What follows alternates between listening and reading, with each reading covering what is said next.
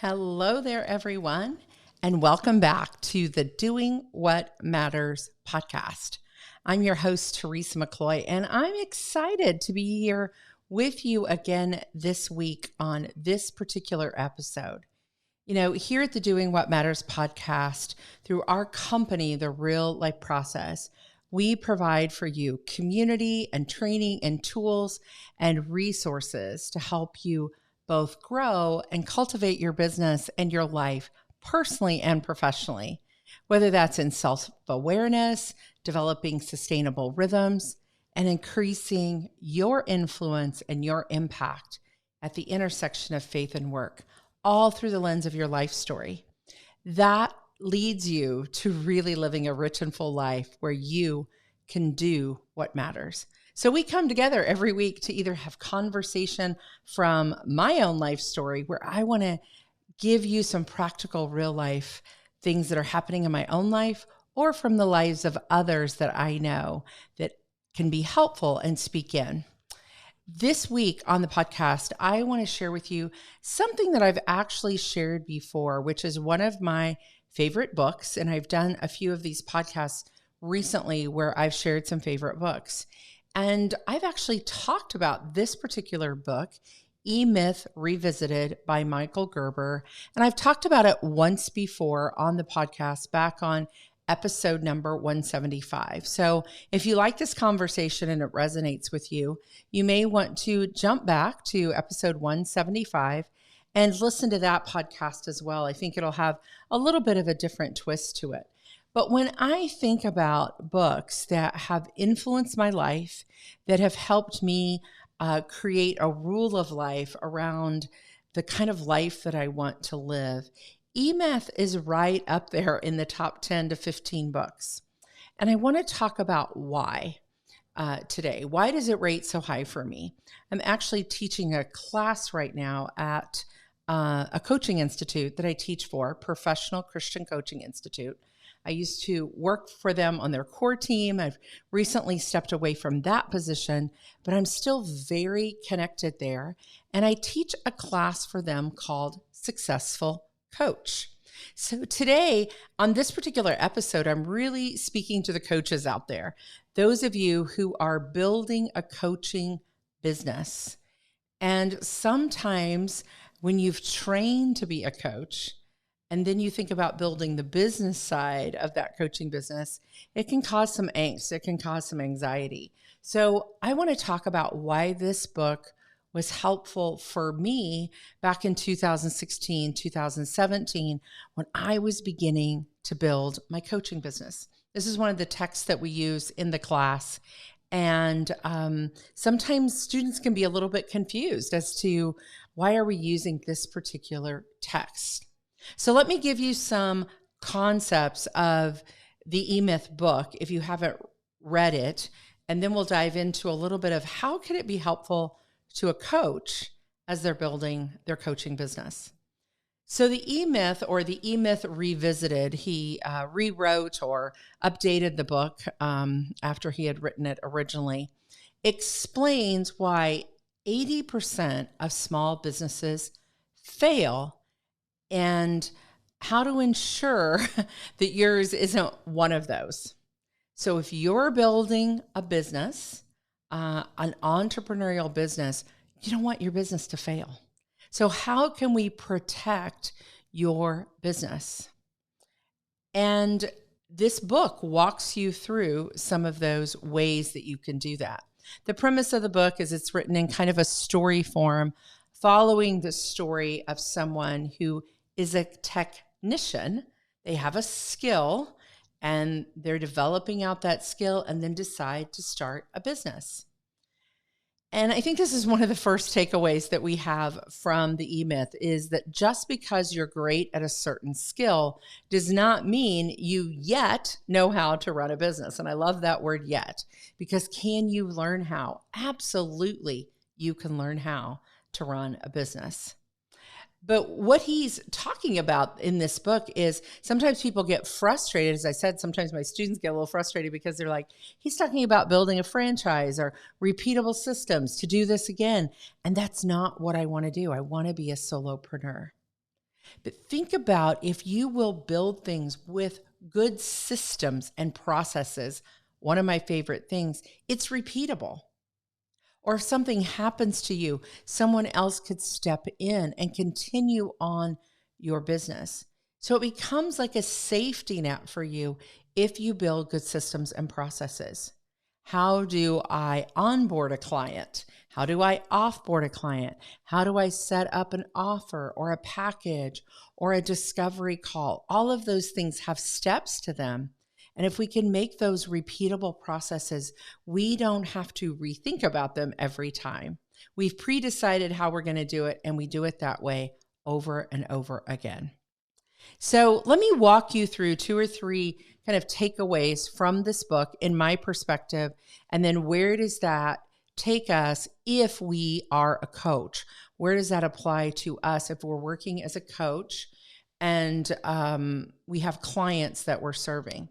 So the first one is being a technician. I just said this does not necessarily mean that you know how to run a business. Just because you can make good coffee and you have this great coffee machine does not mean that maybe a coffee shop is what you should be doing. So it's checking in to say, am I willing to learn? Am I willing to hire? Am I willing to outsource tasks and manage people? Now, a lot of solopreneurs would say, I don't want to do any of those things. I just want to be me, myself, and I. But over time in any business growth, I can almost guarantee you, you're going to end up working with other people. You're going to subcontract some people. You're going to hire someone to do a website for you or help you with your podcast or do different things. So even as I have just started working with someone recently on doing some things for me and outsourcing again. I have some team members, but I'm outsourcing some things. Knowing my process and my system will be helpful for them as I go to teach them how I do some certain things. So that's the first thing, is just because you know how to do the technical skill, make coffee, clean a house, make cakes, whatever it might be a plumber, doesn't mean that you all of a sudden know how to run a business, but you can learn. So I don't know how to yet. There's so much power in that. The second thing is, if you think of your business as a national franchise, as that, yes, I might repeat this, and then just think to yourself, but all I'm doing right now is starting one part of the business. I'm only starting one part. But if you plan your business as if you are going to sell it someday, it just gives you a different perspective. I also think it helps you separate the business from you. So the success or failure of the business is not the success or failure of who you are. You're growing a business. Now I want to pause right here for just a second, and I'm going to get up on a soapbox just a little bit. There is something to be said too for the fact of, I really don't love the idea of people talking about building a side hustle. And you hear that kind of was a term for several years. Oh, I've got a side hustle. To me, you either have a business or you don't. And it doesn't matter if it's part-time or full-time. You want to think of that business as a business, and you want to give it the worth that it has. But that worth is not your worth as a person. It's not how God sees you. It's not the success or failure of that business is not part of who you are internally. So thinking of it like it's an entity that you're starting and it's one store and could I make this repeatable will help you with that mindset. The last thing is, if you build a system inside of a system, you will have such great processes. And you may be able to do some of that, especially now, through technology. So sometimes technology can be your friend in many of these processes, that you're not having to hire help. You are actually outsourcing it to technology. And you can end up with some amazing systems, especially as a solopreneur, in the beginning of your coaching business with technology. For example, setting up an email sequence inside your email process, using something like a Jot Forms, and you have an email sequence that goes out and they click a link and they fill out their Jot form of their onboarding, getting their names and their addresses and all the details that you need. Having something like a Calendly that sends them a link to book with you, and then that asks about their discovery questions, what they want to talk about on that particular call, those types of things. So there's so much automation in systems that you can use that's come a long way even since the E-Myth book was written, that you can still use the idea of I can have something or someone do this process for me. So I want to talk again from this book about these three hats that you might wear as a coach. Now, this is where you might want to go back and listen to episode 175, because I talk about those in this episode as well and break them down even more. But I want to do it today through the lens of becoming a coach or having a coaching business. So the first one being that entrepreneur. The entrepreneur lives in the future. They're a visionary. They see the possibilities. So when you think about a coaching business, and you put on your entrepreneurial hat, because you need all three hats as a business owner: the entrepreneur, the manager, and the technician. Now, to me, the entrepreneur is doing things like, what kind of things are we offering? What's our niche going to be? Who are we going to reach out to coach? They're thinking up on the balcony of the business. They're up in the balcony doing the visionary thinking. Now, I'm going to do some real simple math for you, because in your business, if you were working full-time as a coach and you were working 40 hours a week, we'll make the math really easy. If you were working 40 hours a week, that would be 4 hours, or 10% possibly of your week would be spent with your entrepreneurial hat on. 4 hours of your week, 10% of a 40-hour week. Now, you may not do that each and every week, but that's a good margin to know is I need think time. I need time to vision. I need time for some margin to get up on the balcony and think in my life. Now, in the REALIFE process, we talk about that in component number 3. What does my ideal week look like as I build out both my life and my work and how they all integrate together? And maybe about 4 hours of that is you up on the balcony of your life and your work thinking. Now, you could be taking a walk, you could be writing in a journal, you could be doing all kinds of things, but having that entrepreneurial foreseeing and seeing out the future. Now, entrepreneur might not resonate with you if you have a pretty strong ministry background. It might be a word like, what's the calling that you have on your life? And what is God calling you to that you feel like is yours to do, and you see a vision for that? Now, if you're in more of the business space and you have that entrepreneurial hat on, it is that future. What is out in the future, and spending some time with that. The second hat that you'll need to put on is the manager hat. Now, the manager can live a little bit more in the past.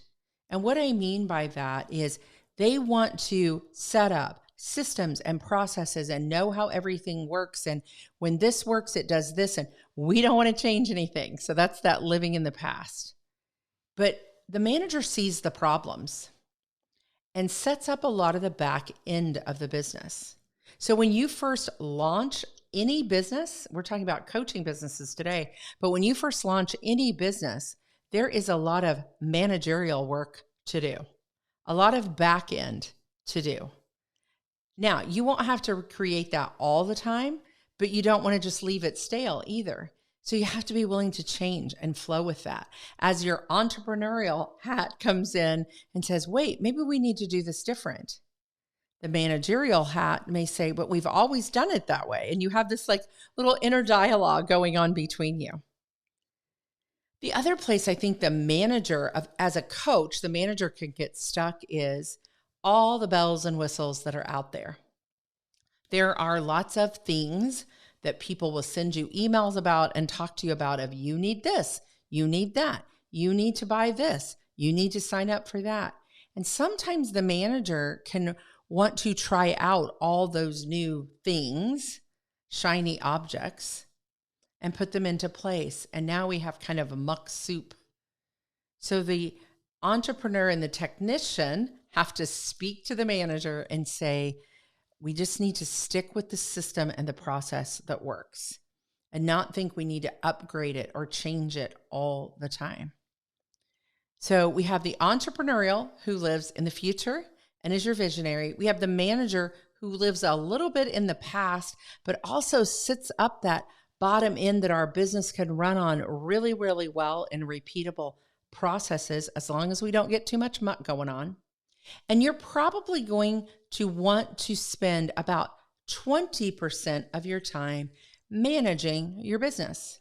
So again, going to that 40-hour week, in a 40-hour week, 20% of your time would be 8 hours.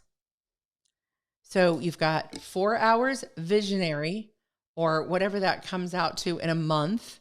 You've got 8 hours a week that you're really working in your business, working on your business, excuse me. That's a quote from the book, working on your business. And you need to. All those back end things will need attention, especially when you're first starting. And then the last part, the technician. Yay, we finally got to the technician. The technician lives in the present. And as a coach, many times, if you've gone into coaching business and you are either a life coach or a business coach and you've done training and you've learned skills, all you want to do is coach. And you're like, if I could just work with clients, that's all I want to do. And guess what? 70% of your time, 28 hours in a 40-hour week, you need to be forward-facing with clients or possible clients, or doing things that would generate business with clients. In connection, in conversation, joining local communities, online communities, being in conversation on discovery calls, or actually coaching clients and getting paid for it. I always say, if you don't have clients yet, then you need to be using that time in a way to generate new clients. Being on with a friend or a colleague that you can have a conversation to tell them about your business and say, do you know of someone who might be interested in hiring a coach, or being a part of this group program that I'm doing, or this retreat that I'm leading, or this workshop that I'll be teaching? So 70% of your time in a 40-hour week, guess what? That's 28 hours a week. So if you have a business where you've decided 20 hours is what you're putting in, it would be 2 hours in vision, 4 hours in management, and 14 hours forward-facing in conversations of the people that God is putting in front of you to serve. So I hope that helps you to think as a coach about not only how you're using your time, but in this particular book, the 3 hats that you wear. Sometimes we get way over to one side and we're spending all of our time as a manager because that feels safe. What if I cast the wrong vision? That's where you need to be working with a coach, having conversations with others, being a part of a community that help steer and guide you, using good, solid tools as a technician and a manager. But you have all 3 of this. And when I read this E-Myth book back probably in 2017, it just clicked with me that I had to have all 3 parts. I couldn't just always be the technician. I had to build good back end and manage my systems. And I had to be an entrepreneur and vision out what God had for me.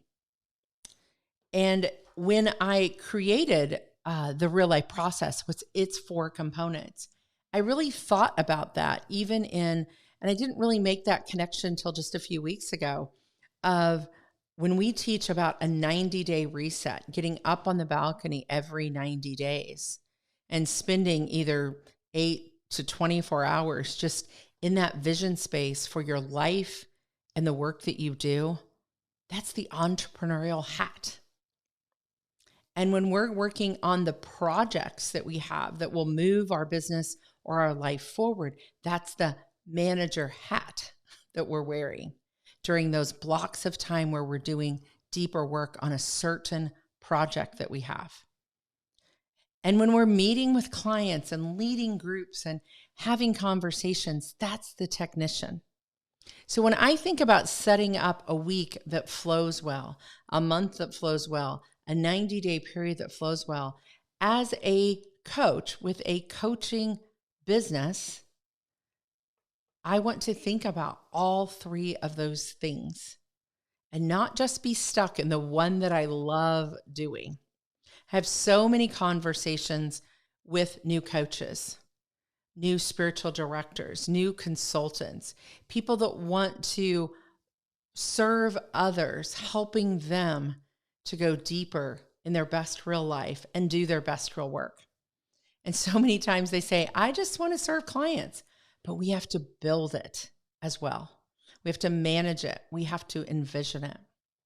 You know, this is the work that we do that matters. When I talk about this podcast and I say doing what matters, this is the work that we love to do, is to help people build out their vision, manage their business, and show up their best selves with their clients. And we're getting ready here in October to launch a new certification program. And if you're interested in knowing more about that, just go to our website at therealifeprocess.com. We spell real life with one L. Click right up there at the top about coach certification, and you can have some tools and you can learn our process for helping people to live their best real life, know their real self, do their real work, all of these things. But if you're a coach that's coaching, think about these three hats. If you're building any other type of business, the E-Myth has been rewritten and written for almost every industry because it's an entrepreneurial myth that if you kind of put your shingle out, that they're just going to come. We always want to be honest and real with you that it takes work, but it's the most beautiful work ever to build a lifestyle and a work that you love so you can do what matters in your life, serving those that you want to serve, that you want to help in living their best real life. So I hope that as we kind of wind up this conversation, that you'll go back, maybe you'll pick up a copy of the E-Myth. If you have questions about building a coaching business, serving others through some form of coaching, hosting retreats, speaking, or doing group programs, reach out to us here at the Real Life Process. We'll have links to several of these things in the show notes, but don't miss out too on, we have another certification cohort coming up here in October 2023. It's a 6-week program where you can be certified as a real life process coach. And we'd love to have conversation with you about that if that is something you're interested in. So thanks for being a listener today on the podcast. We love connecting with you in community. We have some really exciting things coming this fall. So make sure you stay tuned into the podcast. You connect with us because we have some things coming that I think you are going to love as we come together in community. I hope that you will accept our invitation to do that. Keep listening here to the podcast. We'll be back with you next week. And remember that every ordinary day has an extraordinary moment. You just have to look for them. We'll be back next week with more from the Doing What Matters podcast. Have a great week, everyone.